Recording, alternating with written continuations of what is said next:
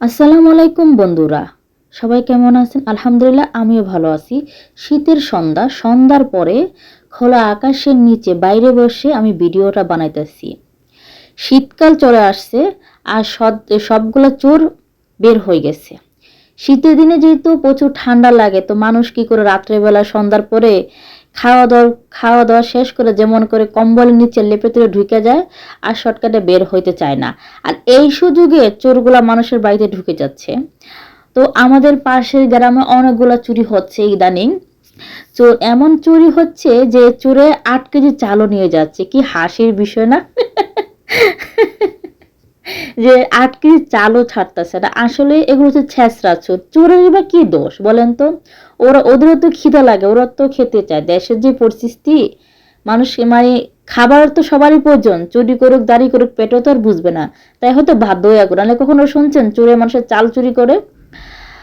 তো যেহেতু এখন ঠান্ডার দিন, মানুষ আসলে ঠান্ডা শীতের জন্য অনেক জায়গাতে এখন প্রচুর শীত পড়ে গেছে। আমার এখানে এখন আমার শীত লাগে না, দেখেন আমি এখন নর্মাল জামা পরে আছি, কথা বলতেছি আপনাদের সাথে।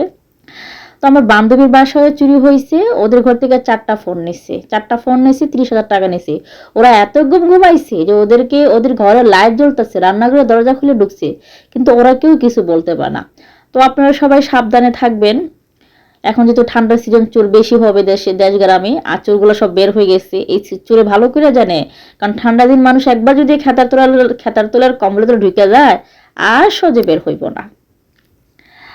তো যে যেখানে আছেন সাবধানে থাকবেন, মোবাইল টোবাইলগুলো সাবধানে রাখবেন, কারণ এগুলো হচ্ছে আমাদের দেশ গ্রামের ছেঁচড়া চোর। এগুলো বাইরের চোর না। মনে করেন যে একটা মোবাইল পেলে ওদের জন্য যথেষ্ট, 500 টাকা পাইলে ওদের জন্য যথেষ্ট। ওরা এইটা মনে করে কিন্তু চুরি করতে আসে। ওরা কিন্তু লাখ টাকার জন্য আসে না যে আপনার কাছে লাখ টাকা আছে কিনা। তো বাট সবাই টেক কেয়ার করবেন, খেয়াল মানে নিজেদেরকে সেভ করে রাখবেন, নিজেদের জিনিসপত্র সেভ করে রাখবেন। কিছু করার নাই, কারণ আমার খুব হাসি পাচ্ছিল যে 8 কেজি চালও চুরি করে নিয়ে গেছে।